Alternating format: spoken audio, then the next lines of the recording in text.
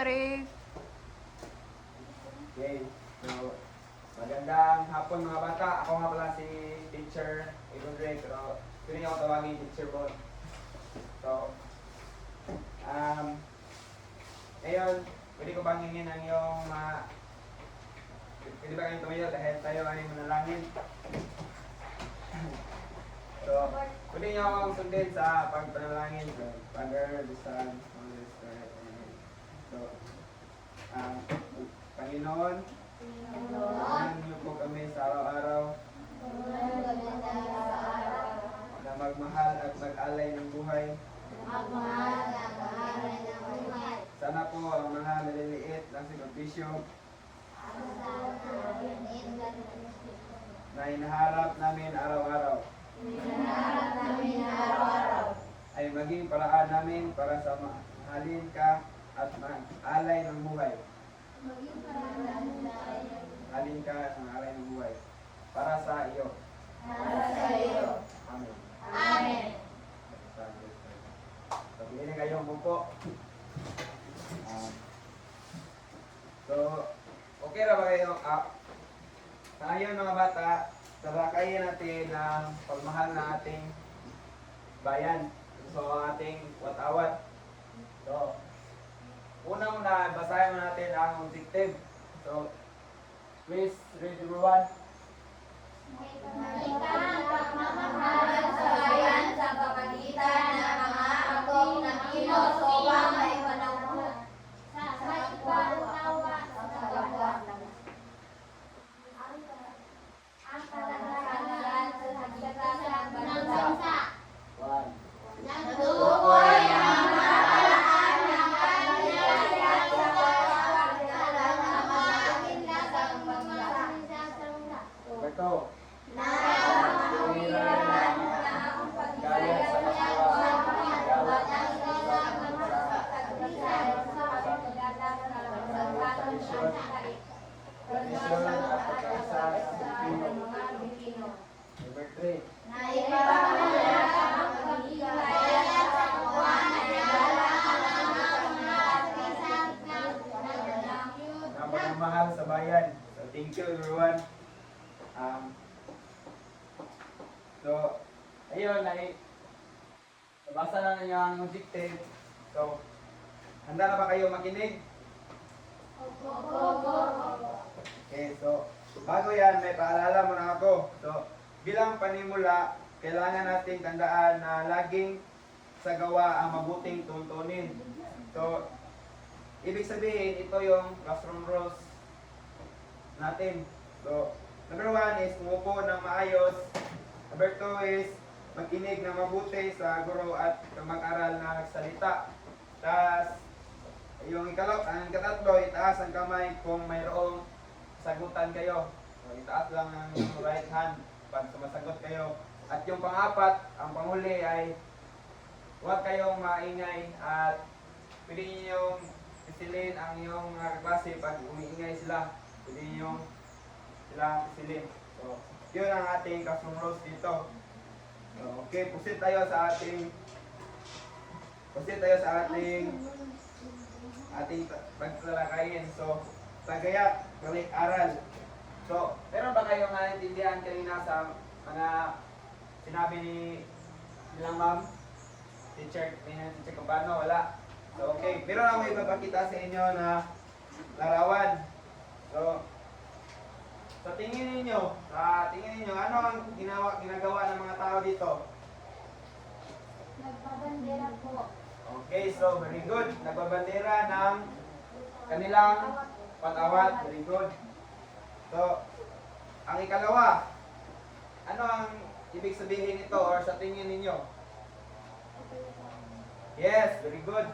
Ito ang simbolo ng kapayapaan ng ating bansa. So, bigyan natin ng 60 clap si Cabano. So, gayahin nyo lang ako. 1, 2, 3. 1, 2, 3. 60. 1, 2, 3, go. 1, 2, 3. 1, 2, 3. 60. Okay. So, ulit lang ha.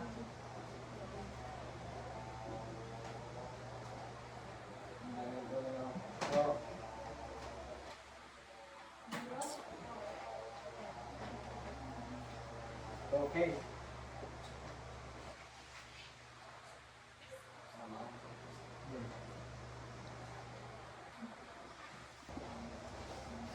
Okay, mga bata. So, sa araw na ito, sa araw na ito ngayon is,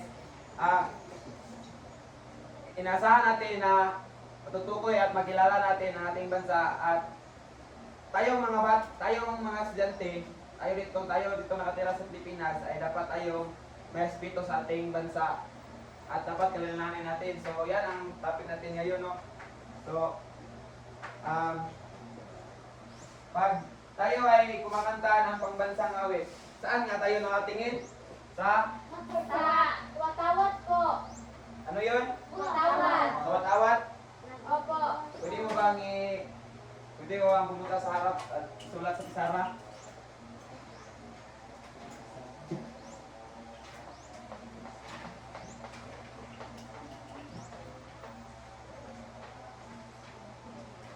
Okay, thank you. So, tama ba ang sagot ni Campano? Yes, Okay, so, pag tayo ay kumaganda ng ating sariling pangbansa, tayo ay natingin sa ating watawat, di ba? Tama ba? Opo. Okay, so, next is, pag-usapan naman natin kung ano ang mga ibig sabihin ng watawat. So, patibasa everyone sa sagisag. Bagay ay ang mga matatawan sa tawa at kahulugan, kalidad, uri ng tawag, at iba pa. Watawat, piraso ng tela, karaniwang kalawa, nakalaman ng pagdrong, sa isa kailangan ng organisasyon. Kulay puti sa watawat, ang kulay puti sa ating watawat ay sumasagisag ng katarungan, kapayapaan, at katulungan. Okay, thank you. So, ibig sabihin na sagisag, ayon ay kumakatawan sa diwa at kahulugan, kalidad ng uri ng tao. So, tayo dito mga Pilipino ay may sari-sari tayong mga uri ng tao. May mga Muslim, Pilipino, Pilipino. Pero kahit na ganyan, dapat tayo pa rin ay nagrespetuhan at galang natin ang ating mga sarili. So, tama ba si teacher? Opo! So, sa watawat naman, yung kaya na sinabi ko, isang paatela na karaniwang parahaba at nalalaman ng padrong sumasagisag ng bansa. So, pag tayo ay tumitingin, di ba, sa ating watawat, di ba, para siyang nagpuplo or nagsagisag ng ating bansa, nagpapahiwatig siya na ang ating bansa ay hindi lang mabuti, kundi may respeto din sa ating kapwa, di ba? Tama ba, teacher? Opo! Okay. So, sa kulay puti naman, at nakikita nyo ba ito, mga bata? Di ba? Sa ating pangbansa Pilipinas is dito may puti, may blue, red, at narisan, tas tatlong star. So, okay. Ngayon, may tanong ako sa inyo. So, number 1, ano ang mga kulay ng watawat ng Pilipinas? So, anong name mo? Eris. Iris, so. Kulay naman, kulay. So, Pula. Sa- Puti. sa tingin mo, ano ang kulay ng Pilipinas? So, may blue. O, blue pula, tas may puti.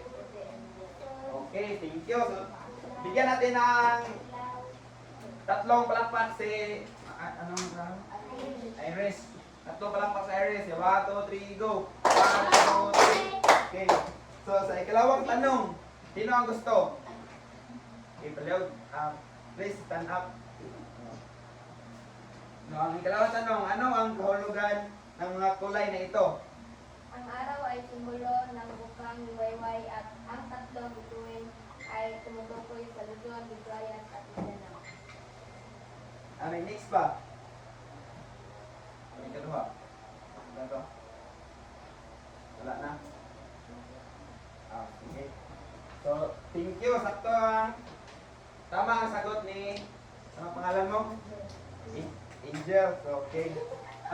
I-enjoy. Okay, so, Ngayon, meron tayo ditong, tayo ay kakanta ng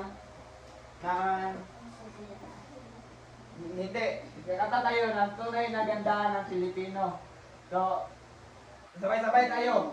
So, ako na lang muna ang kakanta at susunod kayo. So, 1, 2, 3, go. O Pilipinas, aking minang bayan. O Pilipinas, aking minabayan. Iyong tunay na ganda kay sarap sila yan. Iyong tunay na ganda kay sarap sila yan. O Pilipinas, O Pilipinas, aking minang bayan. aking minabayan. Lahat ay gagawin. Lahat ay gagawin. Iyong kaliya ay paglalaban, maganda man mga ngiti at mainit na pagtanggap. Iyong kalaway paglalaban, maganda ang ngiti ay mainit na pagtanggap. Mga kilay na mabuti at pagkain masarap. Mga kilay na magbabante ang pagkakasarap. Higit 7,000 mga isla, bawat isa ay may kakaibang kultura. Higit 7,000 mga isda, bawat isa ay kakaibang kultura. Mapahipawid man o kalupaan, ganda ng Pilipinas hindi masusuklian. Mapagpawiman ng kulaan, ganda ng Pilipinas hindi masusuklian. So, ayun, sa nabasa ninyo, ano ang iyong naramdaman? Ano ba ang iyong naramdaman pag binabasa niyo ang tunay ng ganda ng Pilipino? Di ba tayo dito ay lahat Pilipino? Opo. Okay, so ano ang iyong naramdaman pag binabasa niyo to or inaawit? Meron ba kayong mga idea dyan? Ikaw, Kiar, ano ang iyong naramdaman pag binasa mo ang tunay na ganda ng Pilipinas? Ano po guro na nakakapagpalakas ng damdamin guro.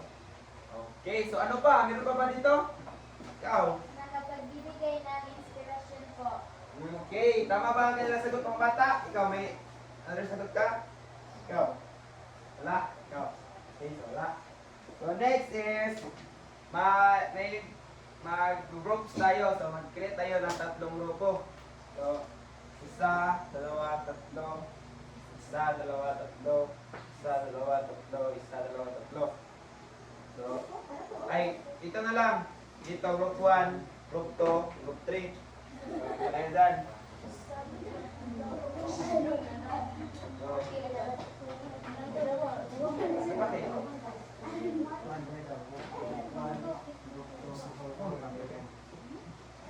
Teacher, ano ang gagawin? Ito, 3. Hindi ka nang isa pa pala. Go. Silay. Silay.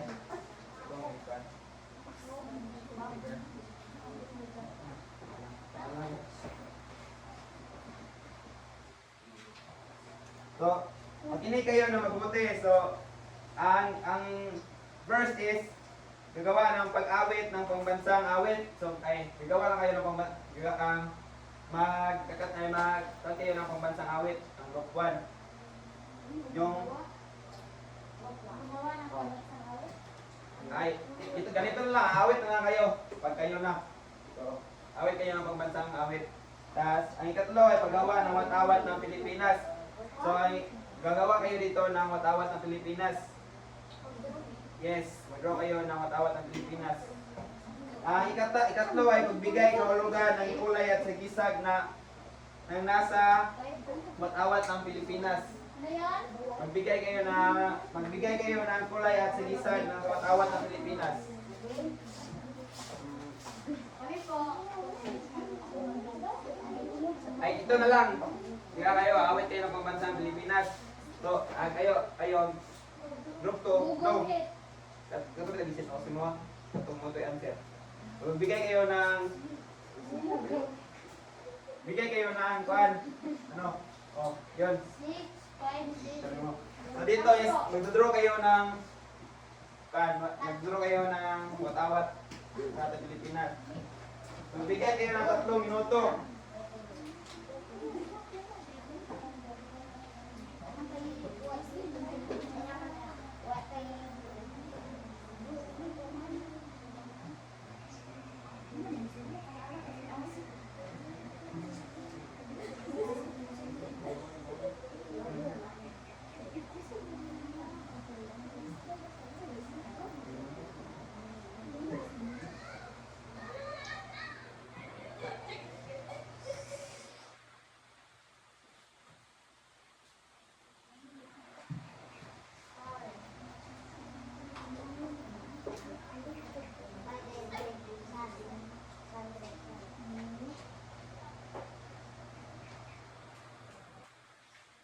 itong minuto lang ha. Ibigyan niya itong minuto. So, tapos mo dito? So, wala pa. So, una muna tayo sa group 1. So, pwede ba kayo tumayo at kakatayin nyo ang pambansang awit? 1, 2, 3, go! Payamanin, silanganan, alab ng puso, sa lipuayuan, lupang bayan ka ng mag-ibig, sa manluluto, di ka magsisi, sa lahat sa simoy at sa langit mo'y buga, malagang tulawat awit sa pagmalinangan. Ang lang matawat, may kamuntay na nagniningin. Ang bituin na parang nagkaroon pag manatinig. Kung walang alam, kami pagsila, buhay na lang sa ilong. Hey! Kaya nilang may mag-apit, ang mulay ng dahil sa'yo. Okay, baka natin group 1. 1, 2, 3, go! 1, 2, 3. Okay, so may tanong ako sa inyo. Dahil kinanta nyo ang pambansang awit, ano ang iyong naramdaman or bakit mahalaga natin na alam natin ang pambansang awit? Meron ba? Ikaw, anong pangalan mo? Bakit mahalaga sa ating Pilipino na alam natin ang pambansang awit? Wala. Alis na nga.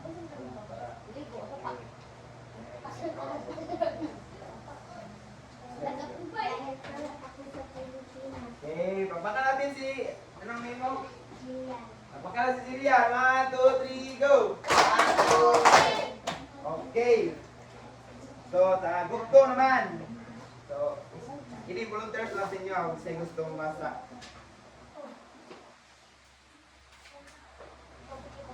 Okay. Ang bayato sa taas ng hari ay tawad ay sumulaw ng kapayapaan, katotohanan at pagkisa. Ang kulay pula na nalangit ay sumulaw ng pagkataka, makabayan at kinabangan. Okay, thank you. So, may tanong ako sa inyo sa group 2. So, bakit mahalaga na alam natin ang mga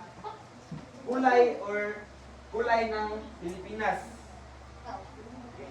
Meron ba? Bakit mahalaga? Para malaman natin na tayo talaga ay isang Pilipino. Tama ba? Okay. So, thank you. Pabaka natin ang group 2. 1, 2, 3, go! 1, 2, 3. Okay, sa group 3 naman. Pwede ba kayong pumunta dito sa harap at ipaliwanag niyo ang inyong ginawa? Pwede, punta kayo sa harap.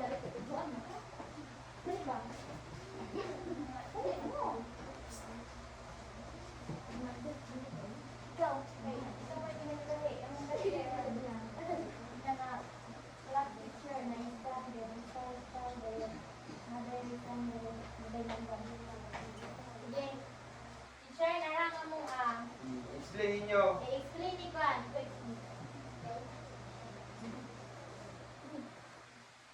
Hi, Kwan.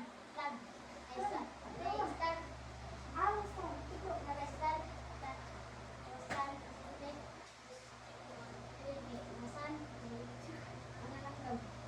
Master. Okay, so pabaka na itong group 3. 1, 2, 3, go! 1, 2, 3. So, next is group base na din. So,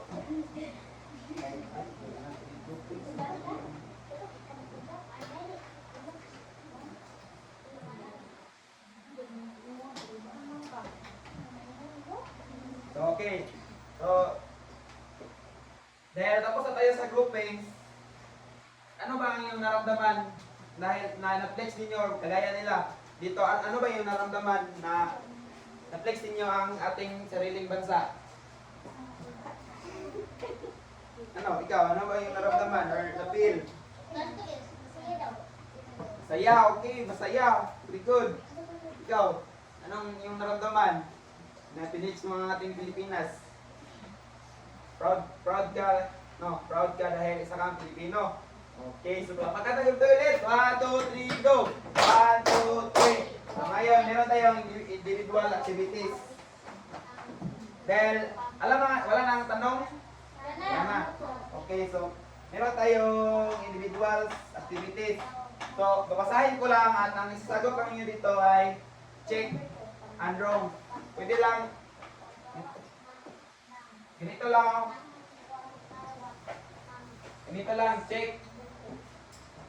check at wrong. Para hindi kayo mahirapan. So, ito ay 5 item lang. So, 5. Kaya ko ng band paper at sila ninyo.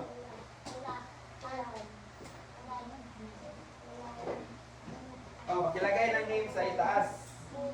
Para malaman natin kung sino kayo. Check and wrong lang. Hindi. Babasahin ko lang. Ay, nandito pala sa Isara. So, ang script nito is basahin mabuti ang pangusap, isulat ang check. Ay, isulat lang nyo ang check kung ang pahayag ay nagpakita ng pagmamahal ng bayan. At i-case naman kung hindi gawin ito sa saguting papel.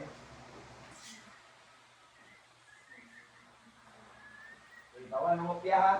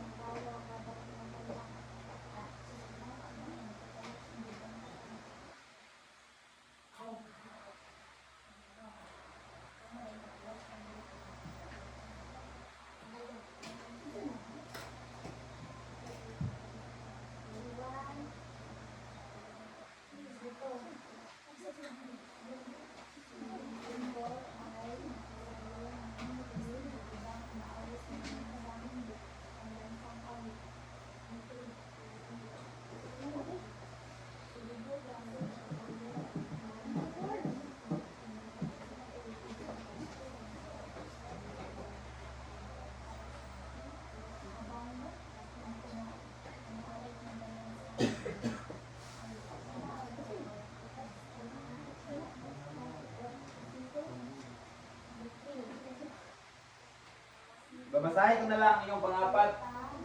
Kasi parang wala dito. So, saan kayo? Lima na po. Panglima na? Panglima na kayo? Tulo. So, babasahin ko yung katatlo ha. So, si Popoy at si Pipa ay maayos na itinupi ang awat matapos itong gamitin noong flag ceremony. So, ano ba? Tama ba ang kanyang ginawa or mali? Check ba or wrong?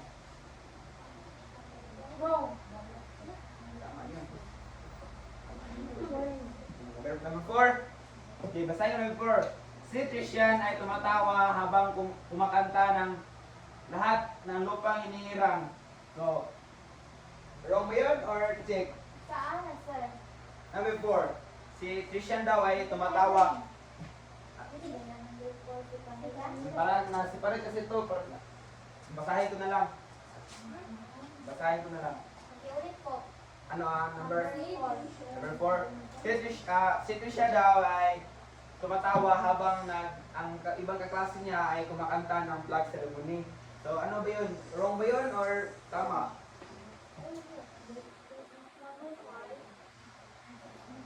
Number 5 ay...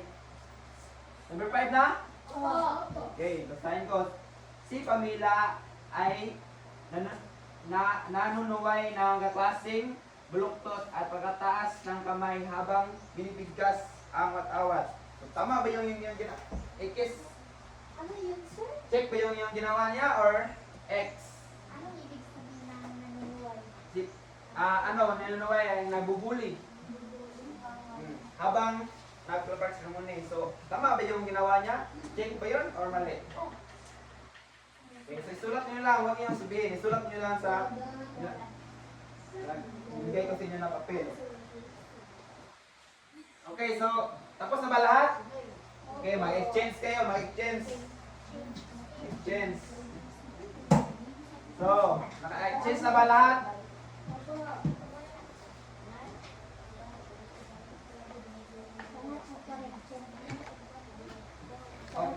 Lagyan nyo ng corrected by para nalaman kung sino nag-check sa inyong papel. So, basahin nyo number 1 ha. Okay. Si Leonor ay tumatawa habang kumakanta ng pangbansang awit. So, sa tingin niyo, check ba yan or wrong? Wrong! Okay, number 1 is wrong. Number 2, si Grover ay nakatayo ng tuwid habang umaawit ng pangbansang awit. Tama! Tama! Very good, tama. Number 3, si Popoy at Pipa ay maayos na itinupi ang awat matapos itong gamitin noong flag ceremony. Check ko yun o tama? Tama! Yes, tama. Okay, number 4. Si Christian ay tumatawa habang kumakanta ang lahat ng lupang hiniram. Check pa yun or wrong? Mali! Oh, mali. Number 5. Si Pamela ay nanunuway ng kaklaseng baluktot ang pagkakataas ng kamay habang binibigkas ang matawat. Mali! Mali. Very good. Mali. Yay! Perfect nila. Okay, so ibalik niyo sa honor. Yes, perfect. Okay, Sis, pagkipasa sa harap.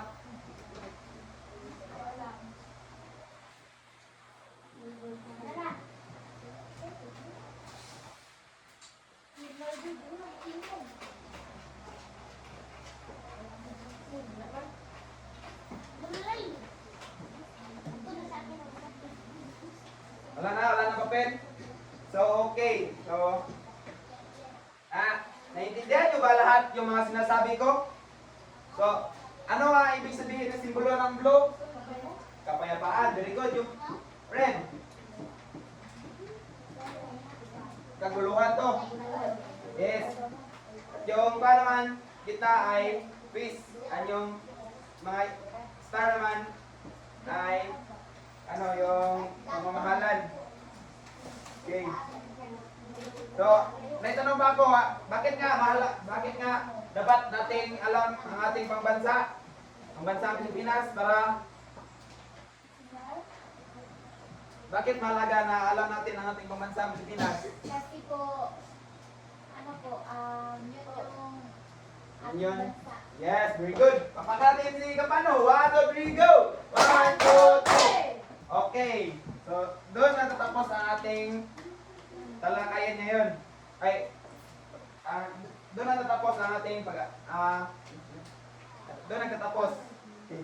So, but may assignment or karagdagang gawain. So, next meeting natin, so, magdala kayo ng bond paper para gawa tayo ng slogan na connected dito sa ating bansa. Okay, mga class? Yes po! Okay, hanggang doon na lang at maraming salamat sa pagkinig. Okay. Goodbye, class! Goodbye, teacher! Goodbye. Thank you.